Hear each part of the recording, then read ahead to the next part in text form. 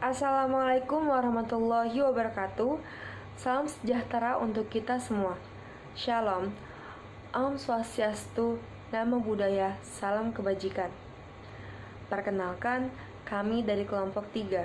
Sebelumnya, nama saya Nur Fitri dan dua rekan saya, Alvin Wirdiansyah dan saudari Risma. Kami bertiga akan membahas mengenai tantangan milenial dalam menghadapi 5.0. Society 5.0 didefinisikan sebagai masyarakat yang berpusat pada manusia yang menyeimbangkan kemajuan ekonomi dengan penyelesaian masalah sosial dengan sistem yang sangat mengintegrasikan ruang dunia maya dan ruang fisik.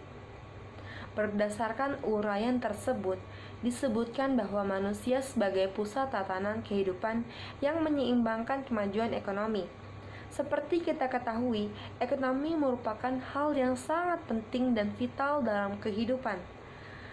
Segala macam hal yang dikembangkan pasti berujung untuk meningkatkan atau mengembangkan perekonomian, baik dalam lingkup besar maupun lingkup sempit. Berkembang tidaknya kegiatan ekonomi akan sangat berpengaruh terhadap kehidupan sosial masyarakat. Hal tersebutlah yang menjadi fokus Society 5.0 untuk mengintegrasikan antara kehidupan dunia nyata dan dunia maya. Kehidupan dunia maya saat ini sudah menjadi bagian yang tidak dapat terpisahkan dari setiap manusia, apalagi dari kehidupan generasi milenial. Melalui dunia maya sangat memudahkan manusia untuk dapat saling terhubung secara cepat dan murah. Bahkan, dunia maya selalu bisa mengubah pola pikir masyarakat dengan berbagai jenis sosial media. Dengan adanya Society 5.0 ini, manusia diajarkan untuk dapat mengintegrasikan kehidupan antara dunia maya dan dunia nyata dengan baik, sehingga akan terjadi keselarasan yang berdampak terhadap meningkatnya kualitas kehidupan manusia. Awal kemunculan Society 5.0 berasal dari negara Jepang. Konsep ini memungkinkan kita untuk menggunakan ilmu pengetahuan yang berbasis modern untuk melayani kebutuhan manusia. Teman-teman, tujuan dari konsep ini adalah mewujudkan masyarakat yang di dalamnya benar-benar menikmati hidup dan merasa nyaman. Society 5.0 sendiri baru diresmikan pada tanggal 21 Januari tahun 2019 dan dibuat sebagai solusi atas revolusi industri 4.0. Sebenarnya teman-teman, resolusi industri 4.0 dan 5.0 ini keduanya hampir sama, mengarah pada kecerdasan buatan manusia dalam kehidupan dan tatanan dunia industri. Namun, terdapat beberapa hal yang membedakan sebagai identitas masing-masing jenis ini.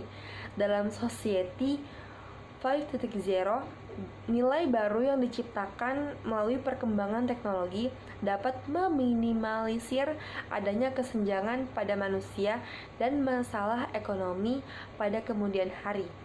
Memang terdengar sulit ya teman-teman untuk dilakukan, mengingat saat ini masalah tersebut masih saja terjadi terutama di negara berkembang seperti Indonesia. Namun, bukan berarti tidak bisa dilakukan. Jepang sendiri sudah membuktikan sebagai negara dengan teknologi paling maju saat ini. Mereka ini membuktikan adanya Society 5.0 ini berhasil gitu. Tentu dengan hal tersebut, Jepang akan terus mengembangkan teknologi hingga konsep Society 5.0 bisa terrealisasikan sepenuhnya. Dan semoga di Indonesia ini, apalagi kita sebagai generasi milenial, harus mampu ya teman-teman ya, untuk menerapkan konsep Society 5.0. Baik, selanjutnya akan disampaikan oleh rekan saya Alvin Wirdiansyah dan saudari Risma. Oke, cek 1, 2, 3, kita coba dulu ya.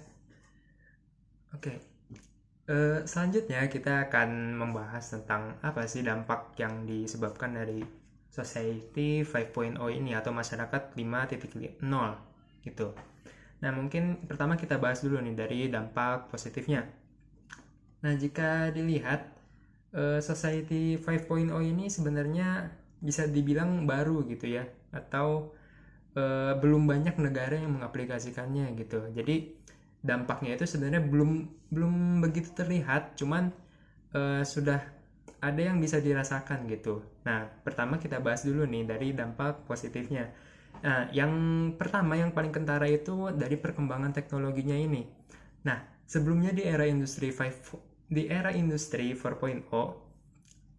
kita kan sudah mengenal gitu berbagai macam perkembangan teknologi. Misalnya sebelumnya kita belanja harus ke pasar. Nah, namun di industri 5.0 industri 4.0 ini kita dipermudah dengan adanya e-commerce atau pusat perdagangan online gitu. Kemudian banyak lagi lah teknologi yang ditujukan untuk mempermudah kehidupan manusia. Nah, di era Society 5.0 ini teknologi itu makin berkembang gitu. Sebagai contohnya mungkin nanti akan ada AI atau Artificial Intelligence atau kita sebut juga sebagai kecerdasan buatan. Kemudian nanti juga ada lagi IoT atau Internet of Things, di mana segala segala aktivitas atau segala aspek dalam kehidupan kita itu bisa kita atur melalui internet gitu. Misalnya kita ingin menyalakan lampu, kita bisa memberikan perintah melalui internet yang nanti perintah itu ditangkap melalui sensor-sensor dan sebagainya begitu. Kemudian ada juga big data dan banyak lagi teknologi baru pada Society 5.0 ini.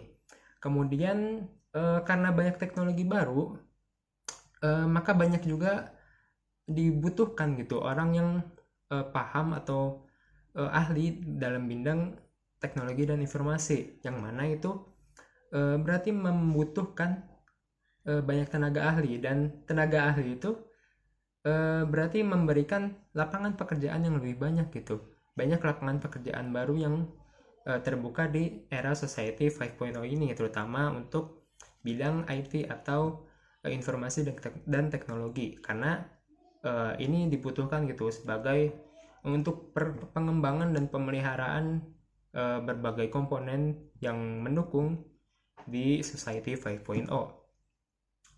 Nah, kemudian karena banyak hal yang dipermudah gitu dalam kehidupan manusia oleh Society 5.0 ini, maka sumber daya yang kita gunakan ini bisa semakin efisien gitu. Seperti contohnya, jika dulu kita menggunakan banyak kertas gitu untuk proses administrasi.